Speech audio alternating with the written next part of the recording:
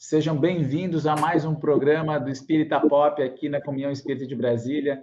Mais uma vez com o nosso amigo Duda Burim. Tudo bem, Duda? Tudo beleza? Fala, galera. Tudo certo. Então, parte 2, Ciência Espírita. Fica com a gente. Chama a vinheta, produção.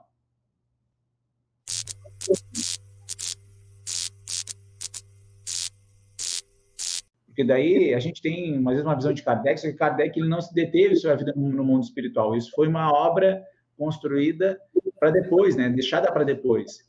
Kardec até traz algumas comunicações, inclusive com espíritos de outros planetas, e aí tem outro aspecto, né? Se nós formos pela ciência que a gente tem nos dias de hoje, a gente vai dizer que Marte não tem vida. Quando a gente tem comunicações de espíritos de Marte, nós temos Maria João de Deus, a segunda obra espírita de Chico Xavier, já falando sobre vida em outros planetas. Né? Júpiter, né? Aparece. Júpiter, a casa de Mozart. Ah, tá, mas por que eles não enxergam? É porque os aparelhos utilizados para aferir vida naquele planeta não são correspondentes aos necessários. A gente sequer vê a vida que existe na Terra. Imagina quantas cidades espirituais que estão na Terra que não são enxergadas pelos aparelhos que nós temos hoje, não são enxergadas senão por médiums. Não são vistas, melhor dizendo, né? Senão por médiums. Então, a gente tem que compreender que existem aspectos da natureza da realidade que a gente não permeia, né? Que a ciência moderna, melhor dizendo, não permeia. E a gente não pode se valer da ciência moderna para poder,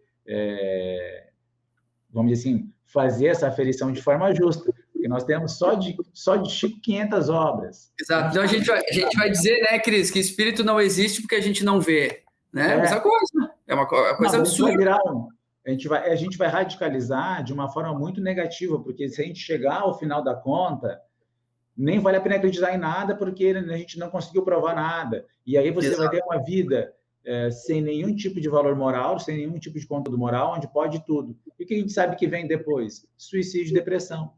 Então, assim, a vida tem um propósito, ela tem uma razão, ela já preexiste ao corpo, os nossos atos têm consequências. Religião e ciência são meios para o bem, para a execução do bem. Então, nem a religião nem a ciência são fins em si mesmos. Eles têm uma proposta de trazer o bem para a humanidade.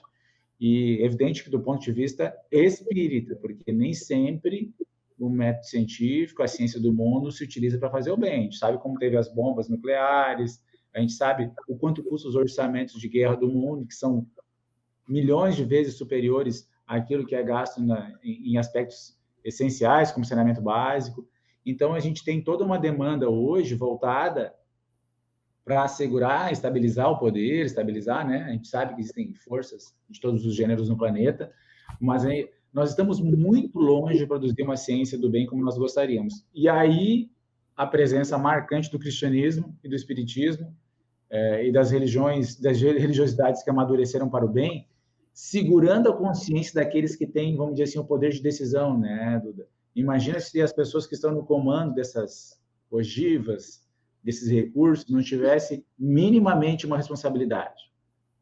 Uhum. O grande, eu acho que atributo da doutrina espírita, que eu acho que aproximou todos nós da doutrina, além de aspectos naturais da nossa vida, das dores, dos nossos sofrimentos, enfim, é essa questão que a doutrina espírita nos faz pensar, né? Nos ensina a pensar. No momento que ela nos ensina a pensar, a gente tem que realmente analisar com critério tudo que a gente vê de fora, todos os estudos, tudo que nos é dito, deve ser criteriosamente passado pelo crivo moral da doutrina espírita. E aí, como o Cris falou, essa é a importância do estudo, porque através do estudo, por exemplo, de André Luiz, a gente vê que os casos que são demonstrados do dia a dia da nossa vida, que são muito próximos a nós, que às vezes parecem a nossa vida em alguns pontos, são idênticos à nossa vida, às vezes a gente confunde com o personagem. Será que não fui eu que... será que não era eu?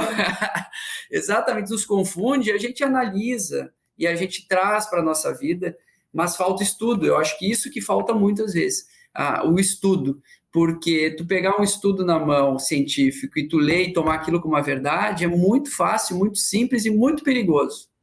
É necessário ser criterioso. Eu não aceito qualquer coisa que eu leio.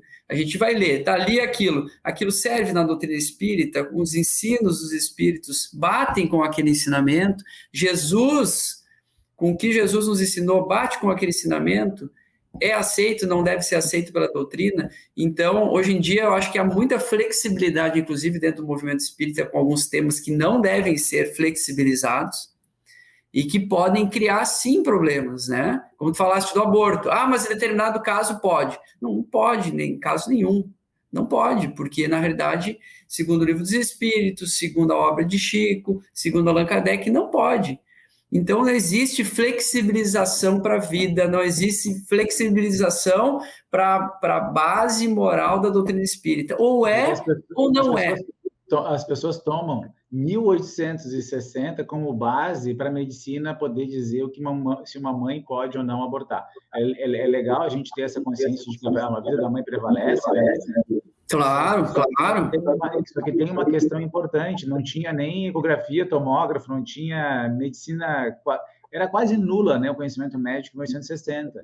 Então, o que a gente quer dizer é o seguinte, que existe um propósito na vida de cada ser humano que está vindo ao mundo, ele foi alvo de um programa reencarnatório, e toda forma de morte tem uma consequência, né? A gente não quer, vamos dizer assim, são homens falando, que agora tem gente que constrói esse lugar que fala, né? Nós somos espíritos imortais, reencarnamos como mulher, como homem, e todo mundo sabe que nós reencarnamos em todas as raças, em todos os sexos e todas as classes sociais. O que a gente está falando aqui é uma defesa da vida a ponto de nós compreendermos que nós temos que caminhar para o amor. E mesmo quando as situações são difíceis, elas são um convite para que a gente seja mais amoroso ainda, mesmo diante das dificuldades, mesmo diante dos abalos. Essa criança vai nascer sem amparo nenhum. Ué, gente, aí a pessoa não entendeu nada, né? Porque a gente tem espíritos de todas as classes reencarnando na Terra. Nós temos desde os soldados reencarnando na Terra até os benfeitores do passado. Exato. E de forma alguma a gente está condenando quem porventura tenha acontecido algum fato desse matiz, ou que por acaso conheça algum familiar. Não, de forma alguma. Nem a doutrina espírita não condena. Ela mostra as consequências naturais dos atos, né?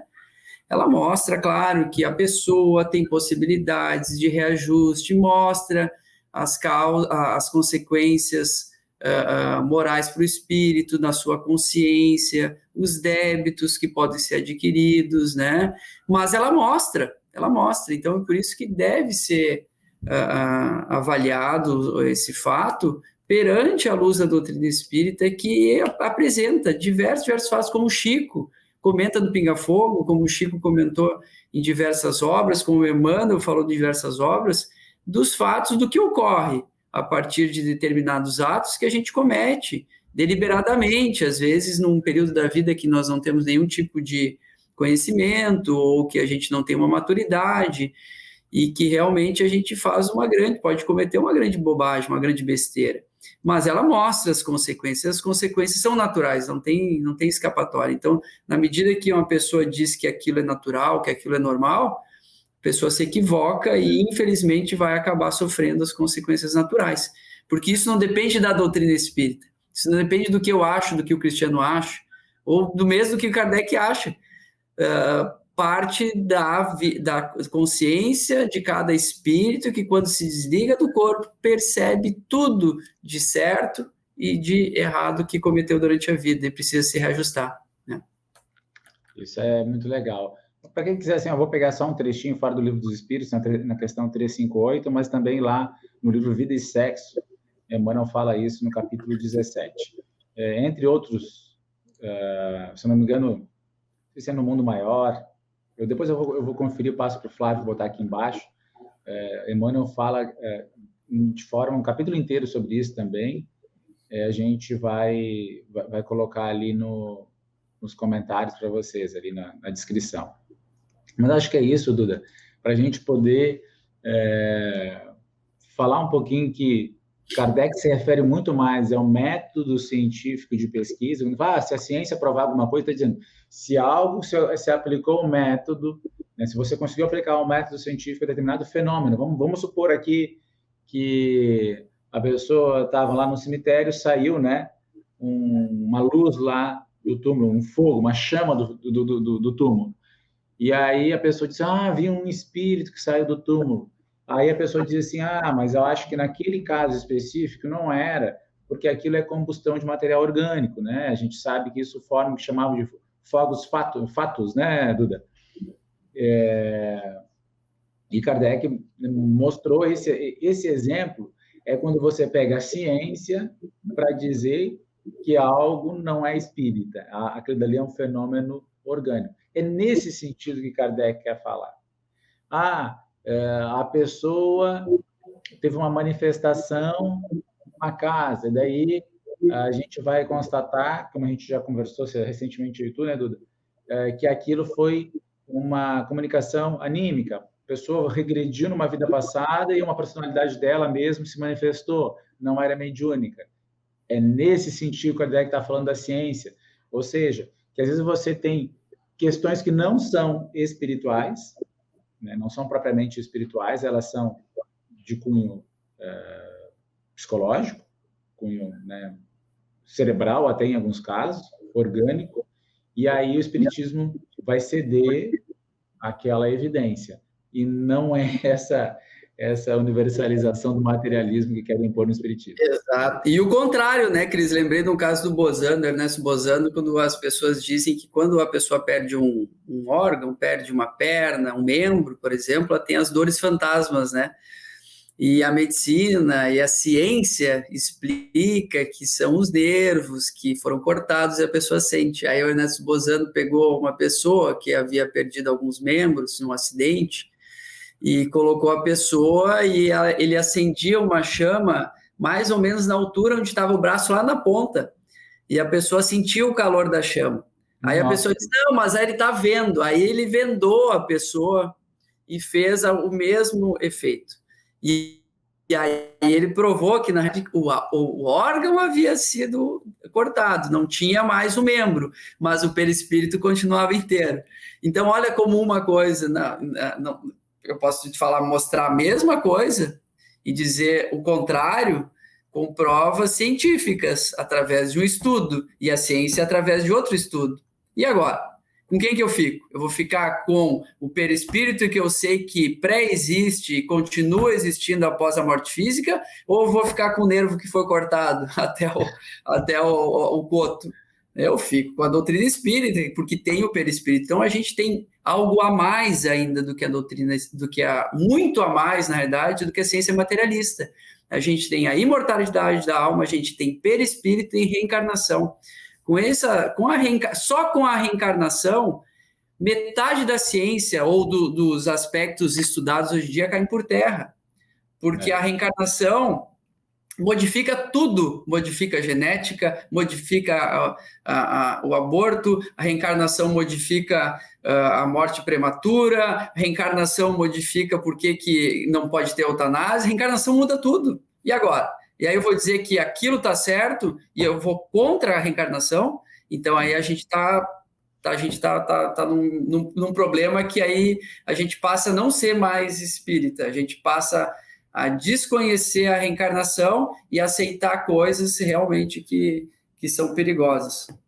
São transitórias, né? São transitórias. O espiritismo, como a terceira revelação, ele vem trazer verdades já de efeito duradouro, de efeito bastante duradouro. Então, meus amigos, fizemos um programa até maior do que a gente previa hoje. Quero agradecer o Duda aqui, que de última hora topou participar do nosso encontro, mandar um abraço para Yasmin e também desejar que vocês possam trazer uma reflexão profunda sobre isso, sabe? E o Emmanuel tem uma coisa bonita, o próprio Chico fala isso, que embora a filosofia e a ciência sejam muito importantes, é com a religião que a gente transforma o nosso caráter.